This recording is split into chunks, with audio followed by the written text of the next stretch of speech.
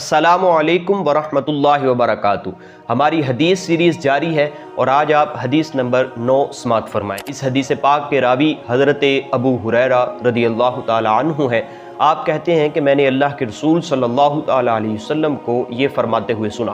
حضور نے ارشاد فرمایا کہ ما نہیتکم عنہ فاجتنبوا وما امرتکم بہ فافعلوا منہ ما استطعتم، کہ جس چیز سے میں تمہیں منع کروں اس سے رک جاؤ، اور جس چیز کا میں تمہیں حکم دوں تو اس پر اپنی استطاعت کے مطابق عمل کیا کرو۔ انما اہلک الذین من قبلکم کثرۃ مسائلہم واختلاف علی انبیائہم، کہ تم سے پہلے کے جو لوگ تھے وہ ان کے ہلاک ہونے کا سبب یہ تھا کہ وہ زیادہ سوال کیا کرتے تھے اور اپنے انبیاء کی مخالفت کیا کرتے، اس وجہ سے اللہ نے ان کو ہلاک کر دیا۔ اس حدیث پاک کا شان ورود کچھ اس طرح ہے۔ حضور علیہ الصلوۃ والسلام خطبہ ارشاد فرما رہے تھے اور حضور نے فرمایا، اے لوگو، اللہ نے تم پر حج فرض کیا ہے، لہذا حج کو ادا کیا کر۔ ایک شخص اٹھا اور عرض کرنے لگا، اے اللہ کے رسول صلی اللہ تعالی علیہ وسلم، کیا ہر سال حج کرنا فرض ہے؟ حضور نے سکوت فرمایا۔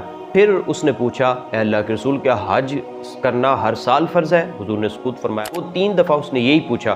پھر حضور نے ارشاد فرمایا کہ نہیں، بلکہ زندگی میں ایک دفعہ حج فرض ہوتا ہے، لیکن اگر میں ہاں کہہ دیتا تو ہر سال تم پر حج کرنا فرض ہو جاتا، جو کہ تمہارے لیے انتہائی مشکل ہوتا۔ پھر حضور نے یہ حدیث پاک جو ہے وہ ارشاد فرمائی کہ میں جس چیز کا تمہیں حکم دیتا ہوں اس پر عمل کرو، جس چیز سے منع کرتا ہوں اس سے رک جاؤ، کثرت سوال نہ کیا کرو، کیونکہ تم سے پہلے کی امتیں شریعت کے متعلق بار بار اور بے جا سوالات کرنے کی وجہ سے ہلاک ہو گئی۔ انہوں نے بار بار پوچھا، سوالات کیے شریعت کے احکامات کے متعلق، تو جب انہوں نے سوالات کیے تو ان پر پابندیاں لگتی گئیں، تو جب پابندیاں لگیں پھر اس پر عمل کرنے کی باری آئی تو وہ پیچھے ہٹ گئے۔ بعض نے تو عمل ہی نہ کیا، لیکن جنہوں نے عمل کیا وہ بھی نہ چاہتے ہوئے، جیسے بنی اسرائیل کی وہ گائے والا واقعہ ہی لے لیجئے کہ جب ان کو گائے ذبح کرنے کا حکم ہوا اللہ کی جانب سے تو پوچھنے لگے کہ اے اللہ، کون سی وہ گائے ہو، موٹی ہو، پتلی ہو،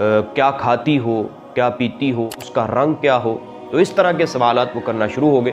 جب ان پر پابندیاں لگیں کہ یہ ہو، پھر اس گائے کو تلاش کرنا مشکل ہو گیا۔